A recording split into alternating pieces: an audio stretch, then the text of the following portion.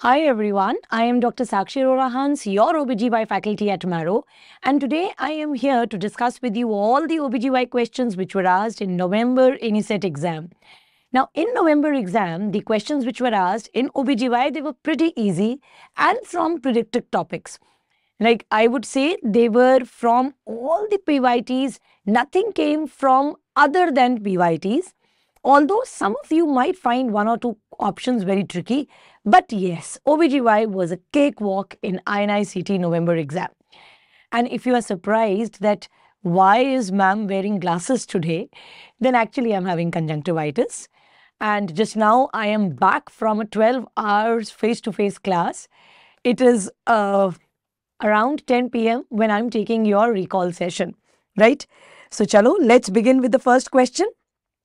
A female with abdominal pain and bleeding PV with amenorrhea of 3 months. So there is pain, bleeding PV and amenorrhea of 3 months. This rings a bell? Yes, this is what is a triad for ectopic pregnancy. On examination, her BP is 90/60. Which of the following is or are true about ectopic pregnancy? So over here, BP 90/60 means that it is a case of ruptured ectopic. Although let's see whether the options are related to ruptured ectopic or not. Abdominal pain is the most common presenting symptom of ectopic pregnancy and may be seen in 90% of the patients. Absolutely yes. So in the triad of ectopic pregnancy, the most consistent symptom or the most specific symptom which you are going to get in case of ectopic pregnancy is pain in abdomen. Please remember that when it is ruptured ectopic, along with pain in abdomen, you may get shoulder tip pain. There may be urge to defecate and there can be syncopal attacks or orthostatic hypotension. Remember that also. Now, why is there abdominal pain in ectopic pregnancy? See, in ruptured ectopic, it is because of hemoperitoneum and that is why there is shoulder tip pain. The shoulder tip pain which happens in ruptured ectopic, what is that sign called as? That is called as Danforth sign. So, this shoulder tip pain, it is also called as the Danforth sign. Right? Then in case of unruptured ectopic, why is the pain? Pain is because of stretching of the fallopian tube. And you all know what is the nerve supply of the fallopian tube? It is T10, T11 and L1. Right? Okay. PID and sexually transmitted infections are a major risk factor. Absolutely, PID and sexually transmitted infections are a risk factor. Other than that, tubal surgeries are also a risk factor. Please remember, bacho, when it comes to contraceptives, they decrease the risk of every type of pregnancy. So they are also going to decrease the risk of ectopic pregnancy. So when we are talking about the absolute risk of ectopic pregnancy with contraceptives, it is decreased. But the relative risk of ectopic pregnancy with contraceptives is increased. Why? Because when a contraceptive is going to fail, then it is going to lead to ectopic pregnancy, right? Then next, low values of progesterone are usually diagnostic of ectopic pregnancy. However, there is no specific value to completely rule out or exclude ectopic pregnancy. 100% true. See, in ectopic pregnancy, please understand, when a corpus luteum is formed, so suppose a female, understand this concept, very, very important concept. So suppose on day 1, this is day 1 of periods, on day 14, a female had ovulation and on day 14 she conceived. So fertilization also happened on day 14, right? And corpus luteum is formed on day 14. Now this corpus luteum reaches maximum size by day 22. On day 22, when corpus luteum is going to reach its maximum size, it is going to release progesterone. This progesterone will have a negative feedback on LH and FSH, so the levels of LH will decrease. Now, because the levels of LH will decrease, corpus luteum will start degenerating. Now, this corpus luteum was about to degenerate on day 22 when on day 22, because the patient became pregnant, what happened? HCG was formed in her blood. HCG was formed by the syncytial trophoblast and it was released in blood. You all know that HCG and LH are functionally the same. So this corpus luteum is now not going to undergo luteolysis. So sometimes they ask you this question, which hormone prevents luteolysis of corpus luteum? It is HCG. Now this HCG will persist, right? And this becomes the corpus luteum of pregnancy. Now this corpus luteum does not know where implantation is going to happen. right? So this corpus luteum will continue to secrete estrogen and progesterone. The problem in ectopic pregnancy is that placenta is not formed, right? And that is why the levels of progesterone, although they are higher than a non-pregnant female, they are lower than normal pregnancy, right? Now, the important thing is that in case of ectopic pregnancy, also the levels of progesterone are low, and in case of abortions also the levels of progesterone are low. Here I have got some lines which are there from Up to Date, and it is written over here, serum progesterone concentrations are higher in a viable intrauterine pregnancy than in ectopic pregnancy and intrauterine pregnancy that are destined to abort. Measurement of serum progesterone may be useful in patient with abdominal pain and bleeding PV who has serum HCG levels below the expected for gestational age. However, the definition of low progesterone is unclear, and in our experience, progesterone measurement merely confirm the diagnostic impressions already obtained by HCG measurement. So it's like, although serum progesterone levels, yes, they are low progesterone levels are seen in ectopic pregnancy, but how low will be diagnostic, we don't know, right? So this statement over here is absolutely true. Oral methotrexate is a viable medical alternative to surgery in ectopic pregnancy patients presenting with shock. Beta, presenting with shock ka matlab hai it is ruptured ectopic. And if it is ruptured ectopic, you cannot give oral methotrexate. Pehli baat to, you never give methotrexate oral. You always give it IM. Even if it was given IM methotrexate, you cannot give it because your patient has shock, which means that it is a case of ruptured ectopic. So option 4 is absolutely wrong. And so the correct answers over here are statements 1, 2 and 3, right? Next is, which of the following is not physiological change in pregnancy? Increase in systolic and diastolic blood pressure after 6 weeks. Absolutely wrong. In pregnancy, the main hormone which is present is progesterone, right? And progesterone is a smooth muscle relaxant. Now, because progesterone is a smooth muscle relaxant, that is why peripheral vascular resistance decreases in pregnancy, and because peripheral vascular resistance decreases in pregnancy, systolic BP and diastolic BP decrease in pregnancy, and it does not increase in pregnancy. Maximum decrease in systolic and diastolic BP is seen in second trimester and when the patient is lying supine, right? Peripheral resistance to insulin leading to hyperinsulinemia, absolutely right. In pregnancy, mainly because of hormone HPL, there is insulin resistance in pregnancy. And this insulin resistance is going to increase as pregnancy is going to advance. Significant insulin resistance is seen between 24 to 28 weeks. And that is why pregnancy is called a diabetogenic state. Please remember, very, very important point, that because of this insulin resistance, after meals, a pregnant female is going to have hyperglycemia. There will be postprandial hyperglycemia in a pregnant female because of insulin resistance. Now, fetus is dependent on the mother for its glucose requirement, and that is why all this is happening. Why do you think is HPL bringing about insulin resistance? It is bringing about insulin resistance because fetus is dependent on the mother for its glucose requirement. So HPL is ensuring that there is sufficient glucose in the mother to pass on to the fetus. Number 1. Number 2, as far as fetus is concerned, although this is a very, very wrong word to use, but fetus can be compared to a parasite which has to take glucose from the mother irrespective of the fact mother has sufficient glucose or not. So whenever mother will be in a fasting state, at that time also fetus is going to take glucose from the mother. That is why there is going to be fasting hypoglycemia and postprandial hyperglycemia in a pregnant female. This is the reason why we tell pregnant females not to go on fasting. Clear? Then, during pregnancy, please remember blood volume increases. And this blood volume increases because plasma volume increases and RBC volume increases. The increase is disproportionate. Plasma volume increases by 40 to 50%, RBC volume increases by 20 to 30%. But both plasma and RBC volume are going to increase, and because of which the blood volume also increases during pregnancy. right? So physiological changes in pregnancy, especially hematological changes, cardiovascular changes and respiratory changes are extremely, extremely important for any exam which you are going to give. Next question. Instrument-assisted delivery is not indicated in which of the following? Again, this is one of the hot topics these days.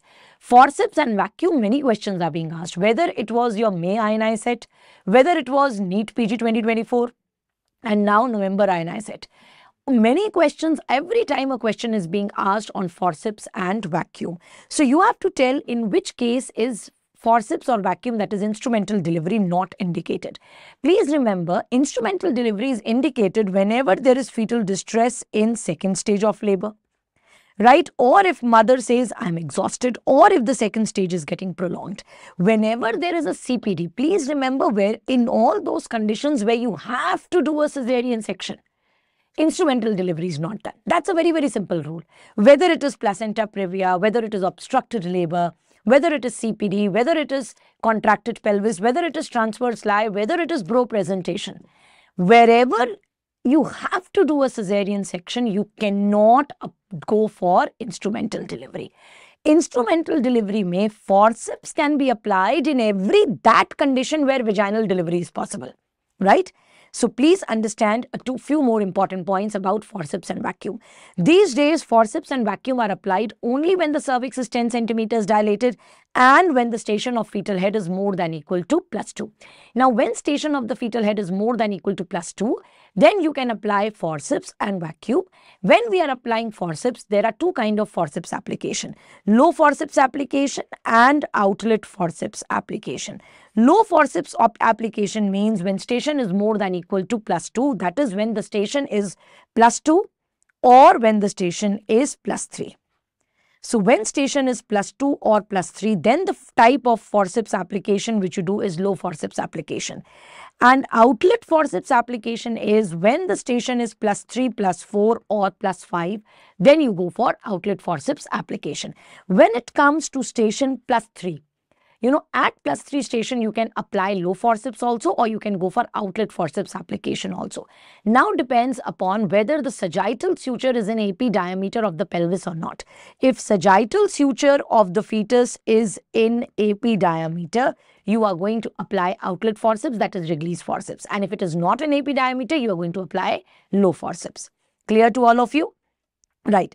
Now, what are the absolute contraindications for instrumental delivery? As I told you, in all those conditions where you have to do a cesarean section, that's an absolute contraindication for forceps and vacuum. For example, CPD, inadequate pelvis, or if there is known bony deformities in the fetus like osteogenesis imperfecta, known coagulation, known coagulopathy in the fetus, then also instrumental delivery is contraindicated. If mother is HIV positive, or those presentations where you have to do a cesarean section like transverse lie, bro and in face when there is mento posterior face presentation, then you have to go for cesarean section. You cannot go for forceps delivery, or you cannot go for vacuum delivery for that matter, right?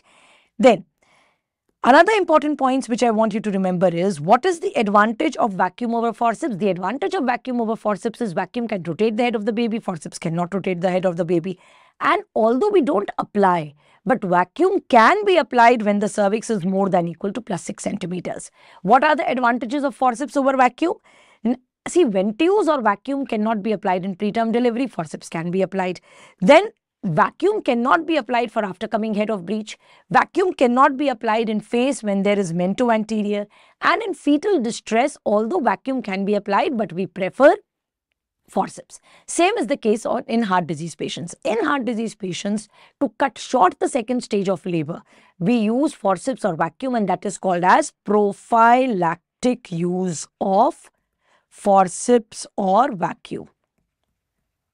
Prophylactic use of forceps or vacuum, it is done in PIH patients and in heart disease patients to cut short the second stage of labor, right? Another very important point I want you to remember is flexion point. What is flexion point? This is the point where you are going to apply the vacuum cup. The center of the vacuum cup should lie at flexion point. This flexion point is 3 centimeters anterior to posterior fontanelle and 6 centimeters posterior to anterior fontanelle. right? The other thing which you have to remember is in forceps, it leads to more of maternal injuries, whereas vacuum lead to more of fetal injuries. But there are certain fetal injuries which are more common with forceps than with vacuum, and they are facial nerve palsy, brachial plexus injury, and corneal injury. Although these are fetal injuries, but they are more common with forceps. So I want all of you to revise forceps and vacuum extremely nicely, because many questions these days are being asked on instrumental delivery. Next important question is, a 14-year-old comes to you with complaint of acute urinary retention. She has not attained menarche and she has cyclical pain in abdomen. Now, all those who have attended my classes, this is the line which I have been repeating at least 100 times, that whenever a female comes to you with primary amenorrhea, plus there is cyclical pain in abdomen, it means you are dealing with cryptomenorrhea or hidden menstruation. In cryptomenorrhea or hidden menstruation, the reasons for cryptomenorrhea or hidden menstruation could be imperforate hymen, right? Or it could be a transverse vaginal septum. In case of imperforate hymen, the obstruction is at the level of introitus. In case of transverse vaginal septum, the obstruction is at the junction of upper vagina and lower vagina, right? So the obstruction is higher up in case of transverse vaginal septum and it is lower in case of imperforate hymen.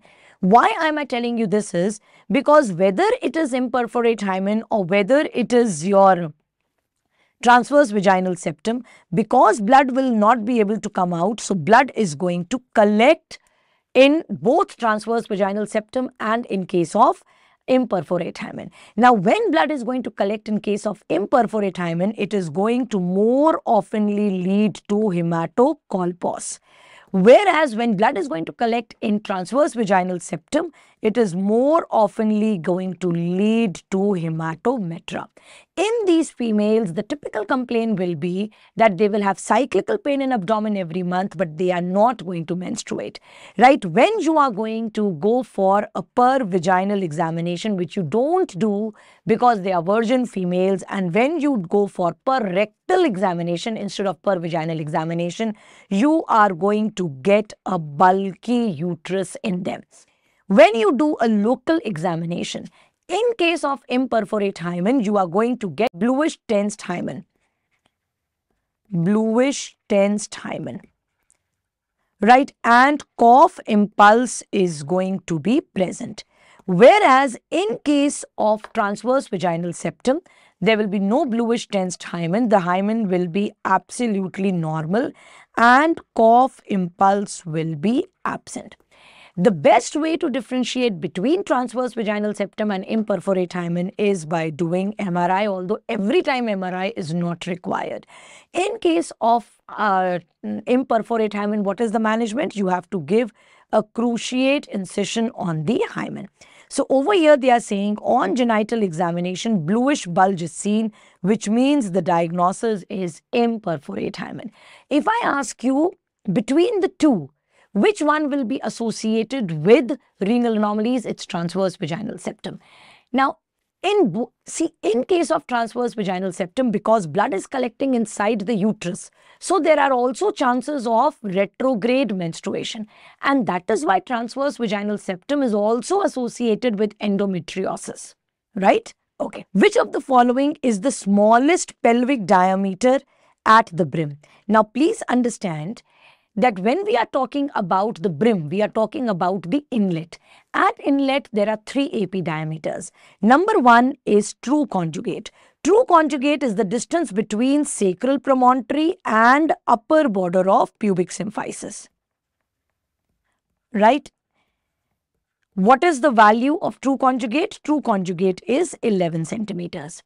Then what is obstetric conjugate? Obstetric conjugate is the distance between the sacral promontory and mid of pubic symphysis. And what is its value? Its value is 10.5 centimeters. What is diagonal conjugate? Diagonal conjugate is the distance between sacral promontory and lower border of pubic symphysis. What is its value? Its value is 12 centimeters. Now, some important questions which you have to know is, which is the most important AP diameter of the inlet? Obviously, if obstetrical conjugate is the smallest one.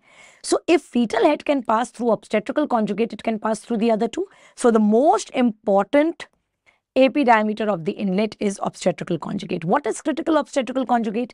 Critical obstetrical conjugate is that value of obstetrical conjugate below which vaginal delivery is not possible, and the pelvis will be called as a contracted pelvis, and this value is 10 centimeters. Which AP diameter of the inlet can be measured clinically? Diagonal conjugate. Now, I can measure clinically diagonal conjugate, but I am defining contracted pelvis in terms of obstetrical conjugate. So, how can I calculate the value of obstetrical conjugate in my patient when I am measuring the value of diagonal conjugate? See, all of you know normally diagonal conjugate is 12 centimeters and now normally obstetrical conjugate is 10.5 centimeters. So, if diagonal conjugate in my patient is x centimeters, to get obstetrical conjugate from x, I will have to subtract 1.5 centimeters and I'm going to get the value of obstetrical conjugate. They are asking you the question, which is the smallest pelvic diameter at the brim? The smallest pelvic diameter at the brim is obstetrical conjugate. Now, I am asking you a question that which is the smallest diameter overall in the pelvis? The smallest diameter overall in the pelvis is interischial diameter, and interischial diameter is 10 centimeters. That is why interischial diameter is the most important diameter in the entire pelvis during labor, right? Okay. Next important question.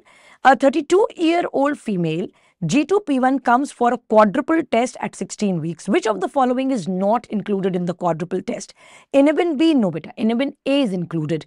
Unconjugated estradiol, no, it is unconjugated E3 which is included. AFP, yes. Beta HCG, yes. Now, between inhibin B and unconjugated estradiol, the better answer to choose is inhibin B. Inhibin B is never a part of the quadruple test, although estradiol is also not a part.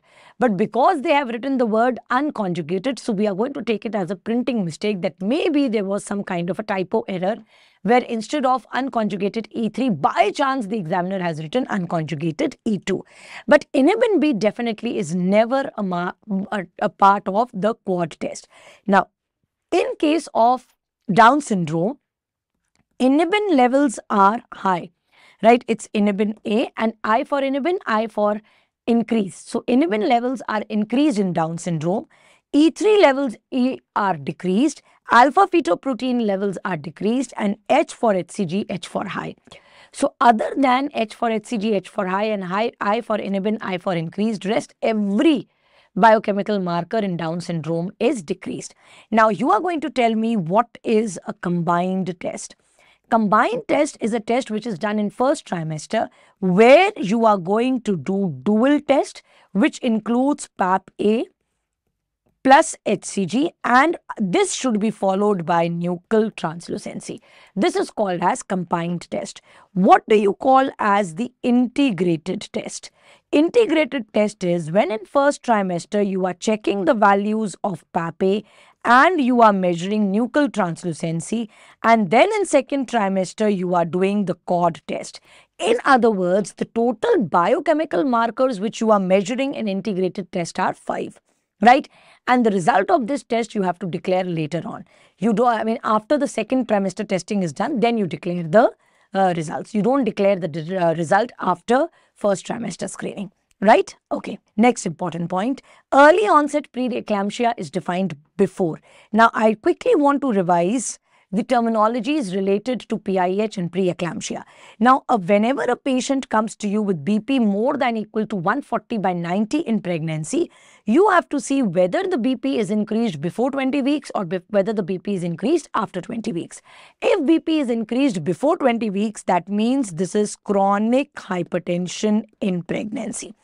Now, if a patient of chronic hypertension in pregnancy at 20 weeks or at more than equal to 20 weeks develops sudden Suddenly this patient develops proteinuria. There is new onset proteinuria.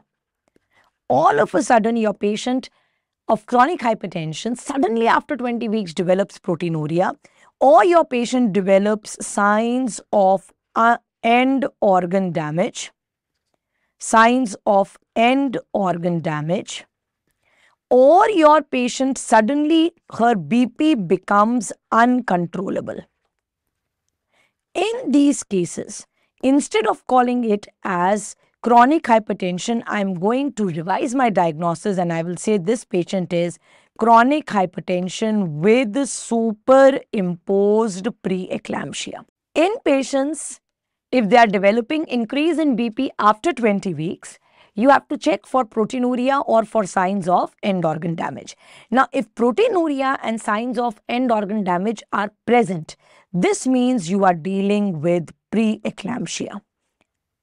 And if proteinuria or signs of end organ damage are absent, then that means you are dealing with gestational hypertension. In a gestational hypertension, if at any point of pregnancy, BP becomes more than 160/110, then you call it as severe gestational hypertension. And severe gestational hypertension should be treated like you treat severe preeclampsia, right? Now, when it comes to preeclampsia, there are two types of classification. One is based on gestational age and the other one is based on whether on BP and signs of end organ damage. The one which is based on gestational age is if gestational age is less than 34 weeks, that means if preeclampsia is developing in a patient at less than 34 weeks, you call it as early onset preeclampsia. And if gestational age is more than equal to 34 weeks when preeclampsia develops, then that is called as late onset preeclampsia. Now, when it comes to the second classification is based on BP and signs of end organ damage. So, we have mild preeclampsia and severe preeclampsia. Mild preeclampsia these days is called as preeclampsia without severe features. Now, in preeclampsia without severe features, BP of your patient will be more than equal to 140/90, but it will be less than 160/110. Or you will get signs of end organ damage. Signs of end organ damage will be absent. In case of severe preeclampsia, BP either is more than 160/110 or signs of end organ damage are present. Then you call it as a severe preeclampsia. Clear to all of you? So, this is the classification of high BP during pregnancy. So, over here the question which was asked was early onset preeclampsia is defined as before 34 weeks. Next question, which is not a part of AMTSL. Now, you all know everything about AMTSL. The steps in AMTSL are injection uterotonic, which should be given within 1 minute of the delivery of the baby or immediately after delivery of anterior shoulder of the baby. That is the most important and the first step. Second is delayed cord clamping, which means clamping the cord in 1 to 3 minutes. Then third is delivery of the placenta by controlled cord traction or modified Brandt use technique. And fourth is intermittent assessment of uterine tone. This fourth step earlier was uterine massage, but now it is intermittent assessment of uterine tone. Please remember, early cord clamping is not a part of AMTSL. Now, over here, the question which they have given is, which of the following is not a part of AMTSL? Uterine massage, earlier it was a part, now it is not a part, so I'm going to put plus minus. Delivery of the placenta by controlled cord traction, definitely a part. Administration of oxytocin after shoulder delivery, definitely a part. But when we talk about bimanual compression is the step which you do whenever you are dealing with atonic PPH. So, it is a step for management of PPH. Although uterine massage is also now a step for management of PPH, but at least earlier uterine massage was included in AMTSL. That is why we are now also considering it amongst positive responses and we are excluding out bimanual compression, right? Then, When is delayed cord clamping done? As I told you, delayed cord clamping is a part of active management of third stage of labor. And why do we prefer delayed cord clamping in every patient is because the 80 ml of extra blood which is present in the cord, it can go to the fetus and it can go to the baby and it can prevent neonatal anemia. Right, that is why please remember delayed cord clamping is also a part of Anemia Mukt Bharat program. Right, now when you are doing delayed cord clamping, in every patient you have to do delayed cord clamping except in those babies who require neonatal resuscitation. So if the baby requires neonatal resuscitation, in other words there is birth asphyxia, then I am going to go for early cord clamping, right? Or the other relative indications are in Rh negative patient, you should be going for early cord clamping, right? And you should be going for early cord clamping if baby is a known case of congenital heart disease. If baby is a known case of congenital heart disease, then even that 80 ml of extra blood in the baby. So, if baby is a known case of congenital heart disease, then in that case, even that extra 80 ml of blood which is going to the baby, right, that can precipitate heart failure. So, these are the only conditions which we go for early cord clamping. When we talk about HIV, when we talk about COVID positive, when we talk about preterm babies, when we talk about post-term babies, every time we are doing a delayed cord clamping, right? So, the question over here, it was written was, in two options it was written requiring resuscitation. So option B was vigorous term and preterm babies requiring resuscitation, no, right? So not requiring resuscitation. Then vigorous term babies not requiring resuscitation, yes, even in them you have to go for delayed cord clamping, but over here this includes everything, na? Term and preterm babies irrespective of birth weight, yes. Term and preterm babies irrespective of birth weight, you have to do a delayed cord clamping. All term babies born at 37 weeks, please understand that in term babies who are born at 37 weeks, if they are requiring resuscitation, I am going to go for early cord clamping. So this is not right option. Vigorous term babies, actually the option was vigorous term babies requiring resuscitation. So anywhere where resuscitation is required, you don't have to do you don't have to go for delayed cord clamping, you have to do early cord clamping. So your answer is term and preterm babies, irrespective of birth weight, you have to go for delayed cord clamping, right? Next question. In restitution, what is restitution? Okay, now to understand what is restitution, see, please understand that the most common position in which the head of the baby delivers, right, it is LOT position. This is the most common position for delivery. Now, when the head of the baby is in LOT position, you all know head and shoulders are at 90 degrees to each other. So, if head of the baby is at LOT position, where do you expect the shoulders of the baby to be? The shoulder of the baby is going to be in DOA position, right? Now, for any part to deliver beta, that part has to lie directly behind the pubic symphysis. So, if head of the baby or the occiput of the baby is in LOT position, it has to rotate and it has to come to DOA position. Now, if head of the baby has to rotate and come to DOA position, it has to tell the shoulders that you rotate and then only I can rotate. Now, the moment head tells the shoulder that you rotate by 90 degrees, shoulder says, no, I'm going to go in a very unfavorable position. So, shoulder refuses to rotate by 2/8 of a circle or by 90 degrees. Now, occiput says or the head says, it's okay, if you are not rotating, I will tell the neck to rotate by 90 degrees. So, it goes and requests the neck that you rotate by 90 degrees. So, neck also says that no, if I rotate by 90 degrees, that is going to lead to a lot of torsion on the neck. So, neck also refuses. Now, what does head do? Now, because head has to get delivered, head has to come to DOA position. So, it tells the shoulders that, okay, you rotate by 1/8 of a circle and you go to ROA position, and it requests the neck to rotate by 45 degrees. So, 45-degree turn, shoulder takes, and from DOA position, shoulder comes to ROA position. and 45 degrees twisting is seen in the neck. That is how head of the baby comes in DOA position, and that is how delivery of the head is going to happen. Now, once the head is delivered, immediately the neck will untwist itself, and that untwisting of the neck of the baby, that is what is called as restitution. So what is restitution? Restitution is the passive movement of the head due to untwisting of the neck. That is what is restitution. Clear to all of you? Next question.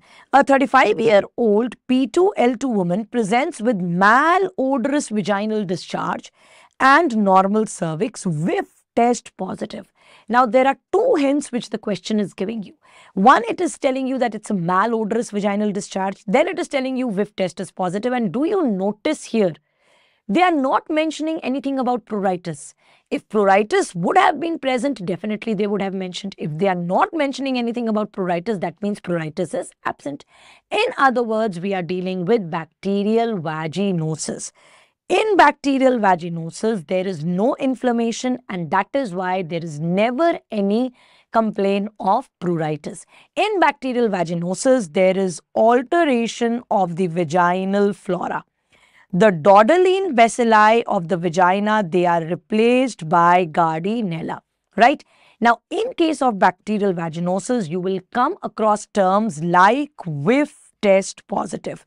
What do you mean by whiff test positive? This means when you add 10% potassium hydroxide to the discharge, right? If you add 10% potassium hydroxide to the discharge, you are going to get amine-like odor, right? Next important point about bacterial vaginosis is that its diagnostic criteria is called as Amsel's criteria. What is the investigation of choice for all vaginitis? The investigation of choice is saline microscopy. Now, when you do saline microscopy in bacterial vaginosis, you are going to get clue cells. What are clue cells? Clue cells are vaginal epithelial cells to which the bacteria are adhered. That is what is called as clue cell. What is the gold standard investigation for bacterial vaginosis, which again was a PYQ? That is Nugent score, right? Another important point which you have to remember about bacterial vaginosis is that in bacterial vaginosis, there will be no pruritus. In bacterial vaginosis, the discharge is going to be grayish in color, but it is going to be malodorous, and that is how you differentiate a discharge which is physiological, that is leukorrhea, from a discharge of bacterial vaginosis. In leukorrhea also, the color of the discharge is colorless, right? There is no color. Leukorrhea also does not lead to any pruritus. So how to differentiate between discharge of bacterial vaginosis and leukorrhea? In bacterial vaginosis, you are going to get a foul smelling odor, whereas in leukorrhea, you are never going to get a foul smelling odor, right? Please remember, bacterial vaginosis is not sexually transmitted. In bacterial vaginosis, partner treatment is not done. In bacterial vaginosis, the drug of choice is metronidazole. If you hear terms like yellowish green frothy discharge, it means they are talking about trichomonas. In trichomonas, they are going to mention about strawberry cervix. In case of bacterial vaginosis and trichomonas, both of them, the pH of the discharge is more than equal to 4.5, right? Now, whiff test may be positive in trichomonas also, but it is diagnostic for bacterial vaginosis. In trichomonas, the investigation of choice will be saline microscopy, and the gold standard is going to be culture. In case of trichomonas, it's a sexually transmitted disease. Then in Candida, the main problem of your patient is going to be pruritus. Patient is going to come to you mainly with pruritus, but yes, she's going to have a curdy white discharge, and they may use terms like splash dysuria, right? Okay. Then, coming to the next question. In the next question, a 26-year-old P1L1 presents with abdominal pain.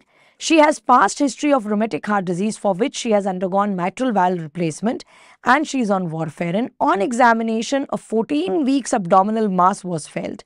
On ultrasound, there is 8 into 6 centimeters unilocular cyst with reticular pattern, which was observed in left ovary. What is the next line of management? Now, please understand, over here the question is saying that patient has a reticular mass. Reticular pattern was seen in the left ovary. Now, if a reticular pattern is seen in the left ovary, reticular pattern means there is collection of blood. Reticular pattern does not mean that they are pointing towards any sign of malignancy. Reticular pattern is no sign of malignancy in an adnexal mass. Now, they are saying that on one side, they are saying that an abdominal mass was felt which was 14 weeks, but when ultrasound was done, they just found a mass in the ovary which is actually just a unilocular cyst 8 into 6 centimeters. So, how do you manage a cyst of 8 into 6 centimeters in a reproductive age female? So, whenever there is an adnexal mass, in non-pregnant females of reproductive age, if the cyst is 3 to 5 centimeters in size, you should be waiting and watching. If the cyst is 5 to 7 centimeters in size, you should be following up with serial x-rays. And if it is more than 7 centimeters, then you should think about surgery, because then there are high chances of torsion. Right? Now, in this case, they are saying that it is 8 into 6 centimeters unilocular cyst with a reticular pattern. Now, because they have specifically mentioned reticular pattern, which means that it is a blood in the cyst. So, as of now, immediately, I'm not going to operate, right? Immediate and especially because my patient is on warfarin. So, I will have to stop her warfarin. Right? Why I am against surgery? I might have done surgery if they would not have given me this option that the patient is on warfarin. They are saying patient is on warfarin. So ultimately, I have to stop her warfarin and then plan her surgery. So why not repeat her ultrasound after 6 weeks? After 6 weeks, in the meantime, stop her warfarin. Right? Repeat her ultrasound after 6 weeks. It is not that it is going to become malignant. No, it will not become malignant. Maybe the blood which is there in the cyst gets absorbed and the size of the cyst decreases. If the size of the cyst is going to decrease, I am going to go for conservative management. If the size remains the same or it increases, I will go for surgery. But immediately I am not going for surgery. I am not even going for CA 125 levels, right? So all this is not required. Simply as of now, your patient is on warfarin, right? So initially, yes, I will have to switch my patient from warfarin. Right? Warfarin is a very strong anticoagulant. With warfarin on, I can't be doing surgery in my patient. So I am going to wait for some time and I'm going to see how the cyst is going to progress, and then I'm going to take a call for surgery. Clear? Okay. Now, same thing if this would have happened in a pregnant female. If same situation they would have given in a pregnant female, then if the cyst would have been symptomatic, irrespective of the POG, then I would have operated. But if the cyst would have been asymptomatic, in first trimester, I would have done a wait and watch. Why wait and watch? This is because most of the times it's a corpus luteal cyst. And in second trimester, if either ultrasound showed features of malignancy or if the size of the cyst was more than 10 centimeters, then I would have operated. Now, when it comes to a cyst which is seen in extremes of age, for example, in postmenopausal females. In postmenopausal females, if I would have got a cyst, then I would have said that I am going to do CA 125 levels. And if CA 125 levels are more than 35, then I would have done surgery after further evaluation. In prepubertal females, the investigations which I would have done are alpha-fetoprotein, HCG and LDH, right? Because in them, it is the germ cell tumors which are more common, right? Okay. Next, an athlete with BMI of 17.5 kg per meter square presents with secondary amenorrhea and primary infertility. Her lab investigations reveal FSH2, LH 0.3, TSH 1.2 and prolactin 20 nanograms. What is the underlying cause? Please understand that normal LH-FSH values are between 1 to 10 international units, but it is generally said that if LH and FSH are less than 4, you should regard it as decreased values, right? So, although 1 to 10 are normal, but less than 4 generally are signs of hypogonadotropism. Hypogonadotropism means that LH and FSH values will be less than 4. right? Then normal prolactin levels, they are less than 20 to 25 nanograms. In my patient, it is 20 nanogram. I am not going to consider it as hyperprolactinemia, but yes, it is in the higher range, right? Now, whether it is because of the higher range of prolactin or whether she is an athlete, in both these conditions, what is going to happen? There will be a negative feedback on LH and FSH, and that is why in this patient, LH and FSH levels are low. In case of athletes, there is decreased LH and FSH, there is hypogonadotropic hypogonadism. So, hypogonadotropic hypogonadism is basically the reason for her amenorrhea, whether it is due to her vigorous exercise or whether it is due to slightly higher levels of prolactin, that's okay. Prolactin also has a negative feedback on GnRH, and because prolactin has a negative feedback on GnRH, LH and FSH decrease. Clear to all of you? Okay. What is the drug of choice for treating hyperprolactinemia? Drug of choice for treating hyperprolactinemia is cabergoline. Next question. A couple presents with infertility even after 2 years of unprotected intercourse. Semen analysis shows volume of 2 ml, which is normal. Concentration 4 million per ml. Actually, this was not 4 million. This has to be 40 million per ml. Then, because less than 15 million per ml is oligospermia. Right? Now, the question itself, when you read, it will tell you progressive motility 55%, morphology 45%. All parameters are absolutely normal. Wim's hormone levels are normal and there is bilateral spillage of dye from both the fallopian tubes. What percentage of couples can be contributed to unexplained infertility? And that is why I am saying it is 40 million per ml and not 4 million. Now, please remember, whenever a couple do not conceive even after 1 year of unprotected intercourse, you go for their infertility testing, and in infertility testing there are 3 basic investigations which you need to do. Number 1, what you need to do is semen analysis. Number 2, you have to do test for ovulation. The test for ovulation which you generally do is serum progesterone levels, which is done on day 22 of the cycle, right? Then number 3 is you have to go for HSG, and this HSG is done anytime between day 7 to day 10 of the cycle. Now, in this case, semen analysis reports are normal. They are saying that hormone levels are normal and they are saying there is bilateral spillage. And that means every test is normal, and now every test is normal, so I'm going to call it as unexplained infertility. Now, please remember that your standard textbooks say that male factor infertility contributes to 20 to 30% cases of infertility, female factor contributes to 30 to 50%, male and female together contribute 10 to 40%, and unexplained contributes to 8 to 28%. Now, when we talk about 8 to 28%, what is being quoted by Novaks, then the answer is we are not going to get the answer, and that is why I had to look for this answer in UpToDate. UpToDate is saying that unexplained infertility is seen in 28%. It is not giving you a range, it's giving you one number, and that is 28%. So over here in the options, we have 25% also and we have 30% also. Now, I have to choose between 30% and between 25%. A better answer to choose is 25% rather than 30%, right? And how do you manage unexplained infertility? For unexplained infertility, you have to give clomiphene citrate to the patient, plus you have to do IUI. That is the management of unexplained infertility. Next question, which of the following ovarian structure is responsible for the following finding? Now, what are you seeing in this image? This is endometrial biopsy image, and all endometrial biopsy images I have done with you in DBMCI also and in Marrow also.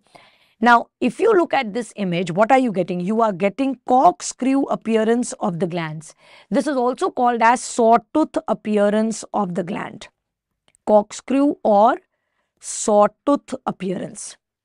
Right, and this corkscrew or sawtooth appearance of the gland, it is seen in late secretory phase, right? And we all know in secretory phase, the main hormone is progesterone. And from where is progesterone secreted? Progesterone is secreted from corpus luteum. So the answer to this question is corpus luteum. I want all of you to quickly revise with me all the endometrial biopsy images from various phases of the cycle. Now, if on endometrial biopsy you are getting glands like these are the glands which you are getting, which are very simple glands and tubular glands. Do you see this gland? Do you see this gland? This is simple tubular gland. Number one. Number two, do you see here that the nuclei of this gland are at various levels? Right? Nuclei are at various levels. This is what is called as pseudostratification. So, if you are getting pseudostratification and if you are getting simple tubular glands, that means you are looking at an endometrial biopsy which was done in proliferative phase. Right? Then, what do you see in this image? In this image, you see that the glands have started coiling. Right? Other very typical feature which you see over here is below every purple colored nucleus. You pick up any purple colored nucleus, beta. Take any purple colored nucleus and you are going to see white space below it. This is what is called as subnuclear vacuolation. Please remember, subnuclear vacuolation is the earliest sign of ovulation on endometrial biopsy. But this sign appears by day 17 to day 18 of the cycle, right? So, over here, we are seeing that the glands have started coiling and there is subnuclear vacuolation. When does subnuclear vacuolation appear? It appears by day 17 to day 18 of the cycle. So, if I am getting an endometrial biopsy image like this and they ask me in which phase was it done, the best answer to this question is early secretory phase. Why? Because it is the subnuclear vacuoles, they appear by day 17 to day 18 of the cycle. But if early secretory phase is not given in the options, then I am going to mark my answer as ovulatory phase, right? The next endometrial biopsy is the typical biopsy image which you have got in your exams, where I always tell you that if you are getting hypercoiling of the glands, right, when you are getting hypercoiled glands, this is what is called as sawtooth appearance or corkscrew appearance, and you are getting secretions in between, white colored other secretions in between. This is what you get in late secretory phase. Late secretory phase. Clear? Then, Dr. Priya is conducting a talk on screening of cervical cancer with pap smear. She works in a clinic in low resource setting and she was planning to screen a woman in her 20s. Which of the following is true regarding cervical cancer screening guidelines in her workplace? Now, please understand, there are two things given in this question. One thing which they are saying is that this is a low resource setting. Now, in low resource setting, we follow the WHO protocol for screening. But WHO says, so let me just tell you, WHO says that the age to start screening is 30 years and the age to complete screening is 50 years. WHO has a see and treat approach and a see, triage and treat approach. What is see and treat approach? In see and treat approach, you are going to do HPV DNA testing or you are going to go for VIA. And if either of them is positive, you are going to treat the patient. Then you have the see, triage and treat approach. In see, triage and treat approach, you will do HPV DNA testing followed by VIA, and then if both of them are positive, then you are going to go for management.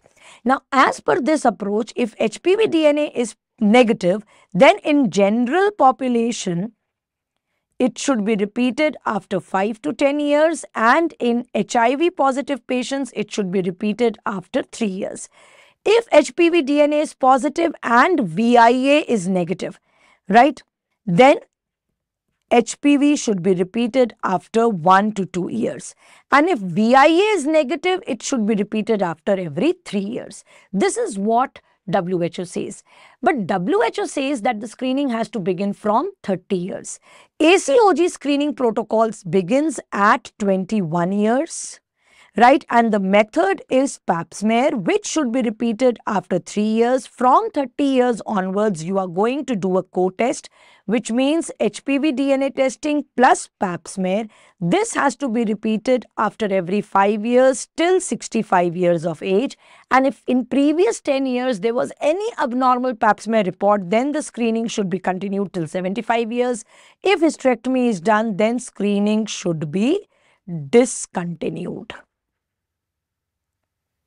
right? Now over here, I would have chosen the answer as HPV testing after every 5 years starting from 30 years. But the question is saying she was planning to screen a woman in her 20s. Now, if she's planning to screen her in her 20s, then the screening test which she has to do is pap smear every 3 years starting from 21 years. Because WHO does not say that begin the screening at 30 years. Begin the screening at 21 years. WHO says that the screening should begin at 30 years and it should begin with HPV DNA testing. The language of the question is saying that she was planning to screen her woman a woman in her 20s. So if she's planning to screen a woman in her 20s, HPV is anyways gone. HPV DNA testing can be done only starting from 30 years. Earliest you can start by 25 years, but generally it is started at 30 years, right? So, co-testing, no. HPV DNA testing starting at 30 years, I would have done that. But they are saying she wants to screen a woman in her 20s. So, that is why I am not choosing this answer. Pap smear every 5 years starting at 21 years, no. Right? Ideally, if they would not had written this, and they would have written that she works in a clinic in a low resource setting and she's talking about screening. At what time should you be starting screening? I would have, in a low resource setting, we should have started screening at 30 years with HPV DNA testing, right? Okay. Mitochondrial sheath are found in which part of the sperm? Now, this is something again which I tell you in Marrow and in DBMCI offline classes also, that during spermiogenesis, we all know that spermatids transform into sperms. There is no mitosis and no meiosis. But which part of the spermatid forms which part of the sperms? That is important. For example, the nucleus of the spermatid forms the head of the sperm. Mitochondria forms the middle piece. Golgi apparatus forms the acrosomal cap. And centriole forms the axial filament or the tail. Conspicuously, if you see over here, endoplasmic reticulum is not mentioned. Why it is not mentioned? Because sperms lack endoplasmic reticulum. Another question which they can ask you from here is, you all know that in centriole 9+2 arrangement. Now, because there is a 9+2 arrangement in centriole and because axial filament is derived from centriole, they can ask you that the tail of the sperm or the axial filament of the sperm has what arrangement? It has 9+2 arrangement. Another point which I want all of you to keep in mind, all of you know that maturity and motility are attained in the epididymis.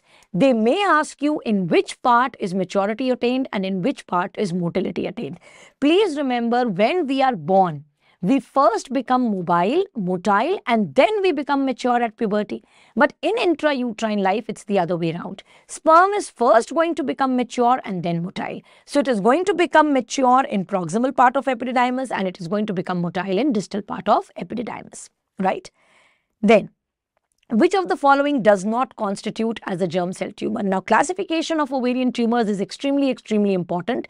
In germ cell tumors, all of you know that granulosa cell tumor, it is a sex cord tumor. It is an estrogen secreting tumor.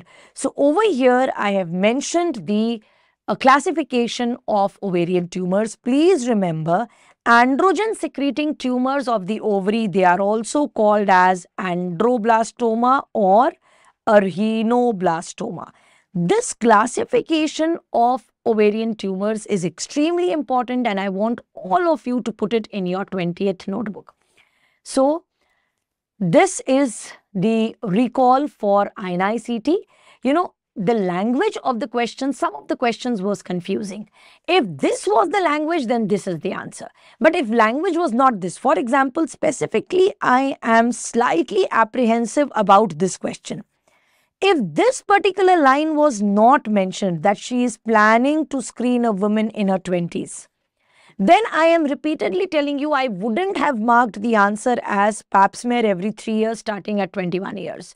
Then the answer would have been HPV testing every 5 years starting at 30 years, because this is what is recommended by WHO.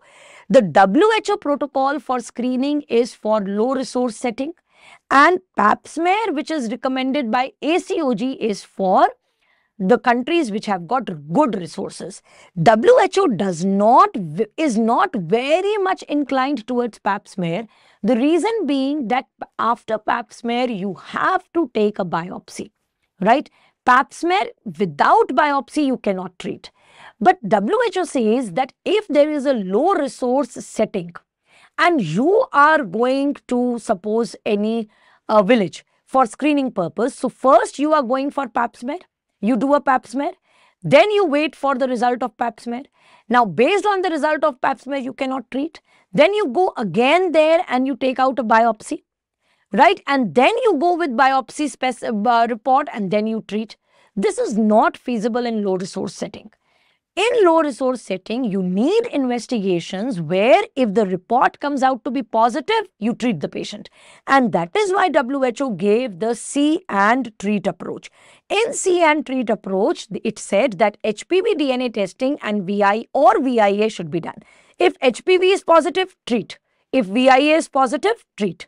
If HPV is negative, repeat HPV after 5 to 10 years in general population. If VIA is negative, repeat it after 3 years. Second approach is screen, triage and treat approach, where you are going to do HPV DNA testing. If HPV DNA testing comes out to be positive, then you are going to do VIA. And if VIA comes out to be positive also, then you are going to do treatment. If VIA comes out to be negative, then you should be repeating HPV after 1 to 2 years. Please remember, normally you repeat HPV after 5 to 10 years in general population. But if HPV DNA is positive and VIA is negative, please understand, persistence of HPV is a problem. Persistence. If HPV is present, see, HPV is a sexually transmitted disease. HPV can be present in young females, but it is not the presence of HPV, but the persistence of HPV, which is a problem which can lead to dysplasias. So, whenever I see HPV is positive, right, and now I'm seeing VIA is negative, so obviously I'm not going to treat, but I want to know whether HPV remains present or not. Is it persisting or not? And in order to know it is persisting or not, I'm not going to wait till 5 to 10 years to repeat HPV DNA testing. I will repeat HPV DNA testing after 1 to 2 years. Is that clear to you? That is why this over here is what I have written. If HPV DNA testing is negative, then you have to repeat it in general population after 5 to 10 years. If VIA is negative, you have to repeat it after 3 years. If HPV is positive and VIA is negative, then HPV has to be repeated after 1 to 2 years. This is what WHO says. I also want one thing all of you to remember. WHO goals for 2030. WHO goals for 2030 are 90, 70, 90. What do you mean by 90, 70, 90? 90, 70, 90 means WHO says that 90% of the females should be vaccinated for HPV. 70% of reproductive age females should be screened for cancer cervix. And 90% of the females should be treated for cancer cervix if any kind of abnormality arises. Right? If any of the screening test is positive, do the treatment in 90% cases. So these are WHO goals for 2030, 90, 70, 90. When 90% is that young girls, they should be vaccinated for HPV. What is the ideal age for vaccination? 11 to 12 years. Clear to all of you? Then reproductive age females should be screened 70%. So WHO says females between 30 to 50 years should be screened. ACOG says screening has to be done beginning from 21 years and going up till 65 years. ACOG is taking help of pap smear and HPV. WHO is more on HPV and VIA rather than pap smear. Clear to all of you? So this is all what I have to discuss with you in your INI CT recall. But just because these questions were asked in INI CT, that doesn't mean that you're not going to revise them for your NEET PG. These questions were very basic questions coming from very basic topics. And that is why whether it is NEET PG, whether it is FMG or whether it is your INI set, Before every exam, you have to revise these questions. At least in OBGY, the questions were extremely good and from very, very high yielding topics. All the best to all of you. And if you didn't get good results in INICT, don't give up. Don't worry. You have your NEET PG exam coming up. And in NEET PG exam, just give your best. All of you are capable of clearing your NEET PG exam and getting your desired rank. Just be consistent and believe in yourself. Take care, lots of love and lots of luck.